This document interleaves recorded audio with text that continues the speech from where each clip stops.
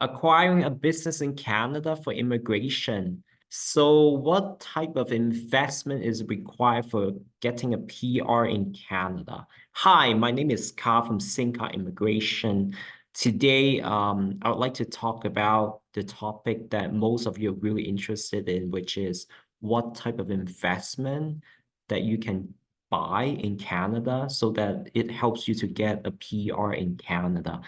Now, our firm helps a lot of businesses and amazing individuals like yourself to immigrate to Canada. And this is why we really want to help you to answer these kind of questions. So there are numerous opportunities available for non-residents to invest in Canadian businesses. This venture is even more appealing since the Canadian government does not require immigration status to invest in a business, register or own equity or shares in multiple businesses or corporations. The only time you need an immigration status in Canada is if you plan to work on or in the business on site or need Canadian banking services. Technically, a non-resident who has never visited Canada can own an infinite number of businesses in Canada. Now, however, finding clear answers on how much investment is required is sometimes really hard to sort out. Now, we will identify 4 types of investor pathways and laid out the investment budgets needed to help you to decide what option is best for you. So during deciding what your goal is when looking to invest in a business will help to clarify which program option is available and what the specific investment requirements are for your chosen path. Now, the first type that we want to discuss is Canada Investor Visa, the types of investors for non-immigration. Now, this overseas investor is seeking business expansion strategy, portfolio diversification, additional overseas revenue from a profitable business, and so forth. Immigration is not their goal, nor do they want to stay in Canada or settle their families here, although it could be an option down the line. Now, investment. The budget range for this path is completely up to the investor since immigration is not part of the goal. Now, however, a word of caution is recommended. If you plan to invest in an existing operational business in Canada, which is consistently profitable and is located in urban areas, not rural, then you shall budget anywhere from $500,000 to start up or up to even 1 million for a small profitable business. Anything between 3 million to 8 million would be considered a small medium-sized enterprise, demanding a higher budget. But again, in this category, since no immigration is included, you can invest 0 to any figure, as it's only a business strategy. The second type of visa we want to discuss is again another investor visa, and the type of investors will be work permit, but not for the PR. These applicants are applying for work permits that are not direct paths to Canadian permanent residency. The work permit is to be renewed while running the business inside Canada. And of course, the investors' dependent family members are also eligible for work and study permits. The programs under this category would be C10 or C11 or any bilateral agreements such as CUSMA, CPTPP, and other agreements with Canada and other nations, allowing investors to come to country to start or run a business. Now, the type of investment we're looking at is this. When investors plan to also apply for a work permit through an investment in a business, then the magic number depends on the area of the business, whether it is in a rural or urban region.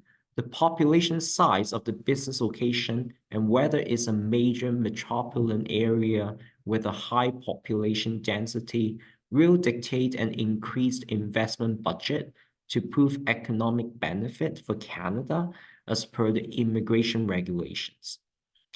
If you are looking to invest in a major city such as Toronto or Vancouver, don't plan on anything below 450,000 Canadian as proof of benefit to the local economy.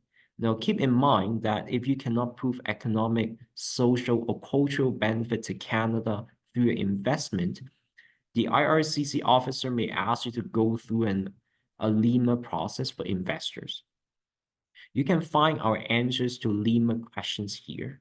If you plan to invest in a rural region, anything from 100,000 and higher can pretty much be guaranteed.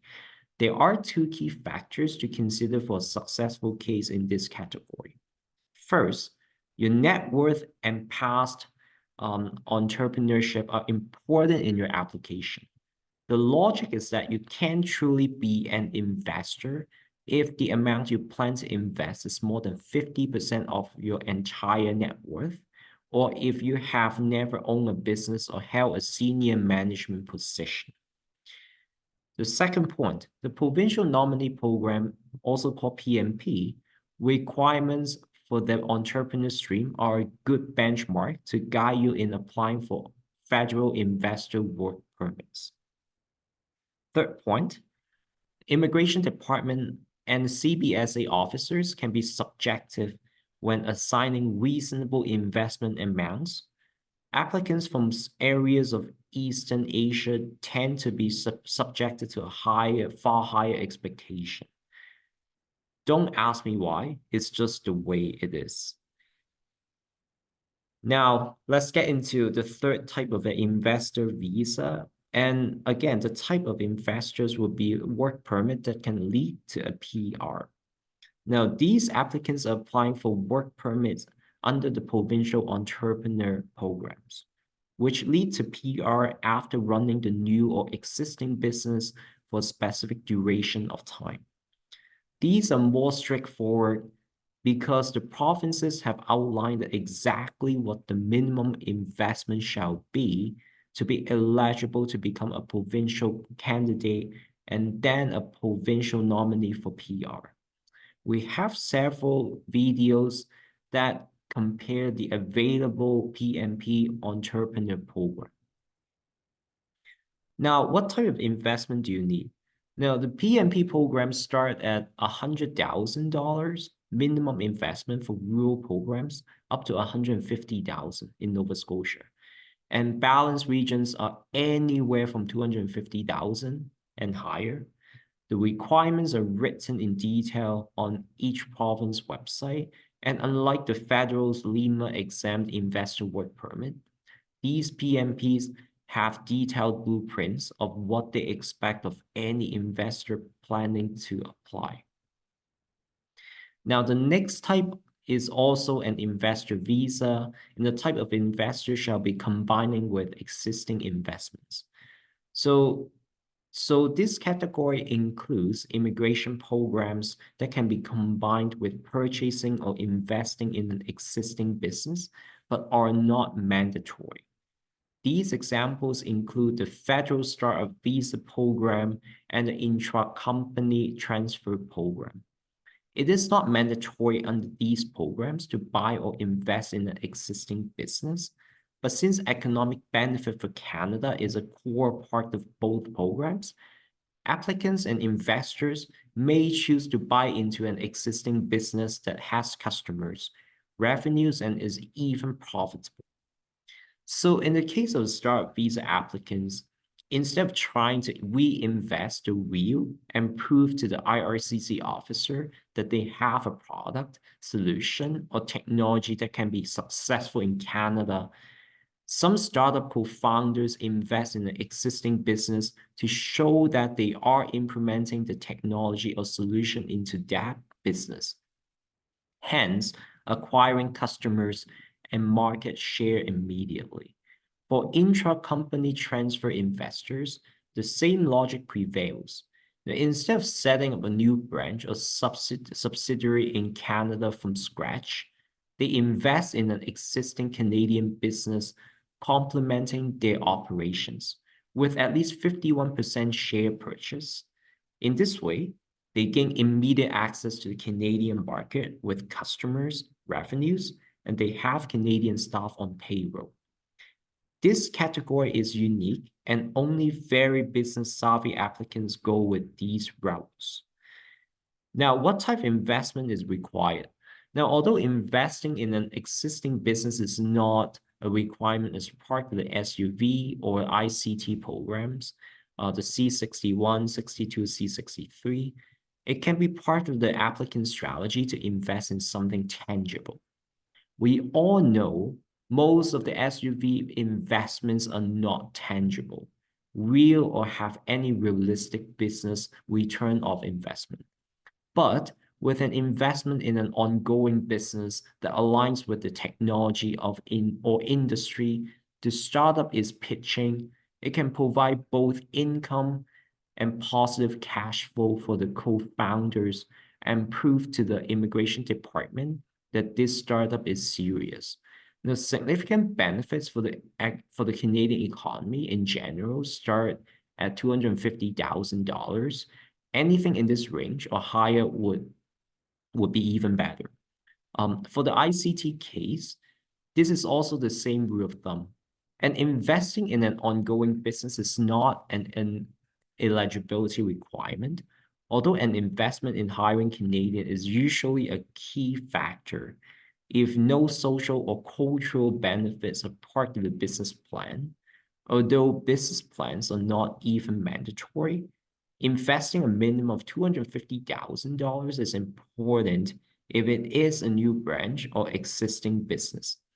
Typically, for our own ICT cases, we pitch $450,000 for the first 4 years, with $150,000 to $250,000 in the first 2 years. Now, in conclusion, keep in mind that in all these cases, the actual investment amount is relative. Investing $100,000 in an ice cream shop is a lot, but investing the same amount to manufacture cement seems like a joke. So please use your common business sense. Planning to invest in big metropolitan cities such as Vancouver or Toronto will always be the most scrutinized under these categories. But going outside the major cities can always help boost your chances of success. Now remember that if you are in categories 2 to 4, meaning immigration is part of your business investment strategy and have never visited or explored Canada or done business here and don't have a local JV partner, the chance of success is not super high unless you are from a visa-exempt country.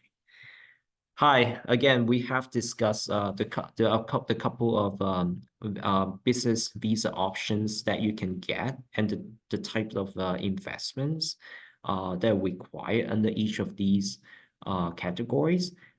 My name is Ka from Sinka Immigration. If you have any questions regarding any business immigration programs, feel free to drop us a line or book an online consultation. Thank you for your time, and we look forward to seeing you again in our next video.